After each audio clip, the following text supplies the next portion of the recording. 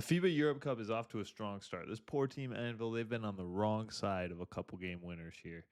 This is the first one. I love this action. They're going to act like it's a double drag, invert it, get their four man going up right into a ghost, catch, two dribbles, play off 2 feet, elevate, and finish for the game. I want to highlight this reaction right here. This guy, he loves it. Here's a different angle. Going to go up right into the ghost. Now watch his off arm too on this drive. It's key. Gets it, and then just off 2 feet, elevates. Great touch. That almost got blocked. And the very next week, they're going to lose the game because they missed. It's the third free throw they missed in the last 20 seconds here, and then it's going to come down. You're going to notice some similarities between the two games. It's a ghost screen. Ends up on the switch. That's a tough bucket. But this just shows that there is great basketball being played all over the world and that there really are levels to this game. Before we move on, I want to highlight this play. This is how quick decisions are made at the pro level. They're going to run Iverson action here and then get the 4 going off the 5 the other way. And they wanted him to attack the baseline, but he doesn't have anything and just immediately into a screen, gets the switch. They still run the action that the coach wanted and get a bucket. They go Iverson, okay? Sprint here. This guy stay here, okay? 5 for 4, okay? Pass to him. If you open, shoot. If you're not open, attack. We have 2 shooters here, okay? Extra pass, okay? So that's what he drew. And you guys saw what they run at the beginning.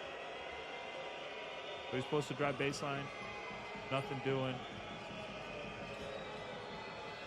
Still get the baseline drive. Ends up for a finish.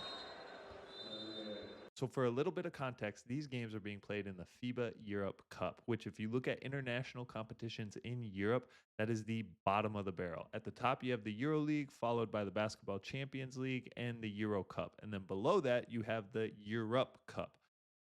We don't got to talk about the naming. It is what it is. It's been that way, and it will continue to be that way. Now, I know I said it's the bottom of the barrel, but at the same time, there is some real talent in this league, and there are some really, really good teams that play in it as well. 3 teams from Spain's ACB play in this competition. There's a couple teams from Italy, a couple teams from Germany. So there are very, very good teams and very good talent in this league. Now, I know what you're saying, and I can hear the comments. Oh, they're not in the NBA, so they must suck. They're not in the EuroLeague, so they must suck.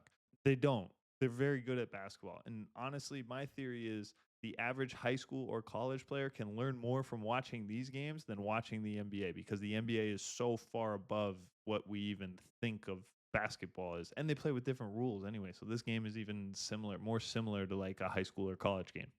The reason I like watching these games is you get moments like this. This is Ty Nichols, who's a Division III player. And right here, he was 1 for 8 going into this moment right here from 3.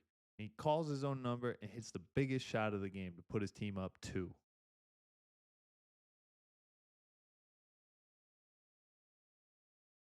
He's going to call his own number after the rebound too, and just take his time with it, wind the clock down. But this is an old Division III player who has just been doing it for years and just has an incredible amount of confidence. But not only that, he gets the job done.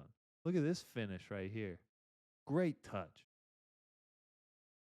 Division III to hooping in Europe. Getting it done in a big moment in a big game.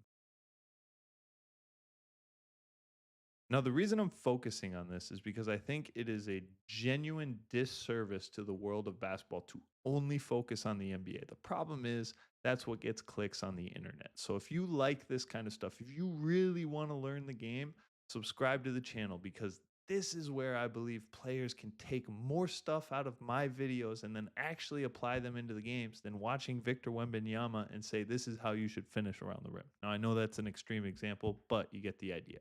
Now, for the last example in today's video, we're going to focus on Mr. Stokes right here. He's 30 years old, played at Kansas State. He just makes great decisions like this all the time. Draws the defense in, finds the shooter. Now, I know we're focusing on Stokes, but I had to put this nasty split in here because this is the level of talent that plays in this league. Just his pace, he keeps it simple. This hesitation is disgusting, knocks it down. Now, this game had a bit of a crazy ending. So, black team's down 3 here with 6 seconds to go. They put this up. They end up getting a foul on the offensive rebound. 1.2 seconds left. High ball game.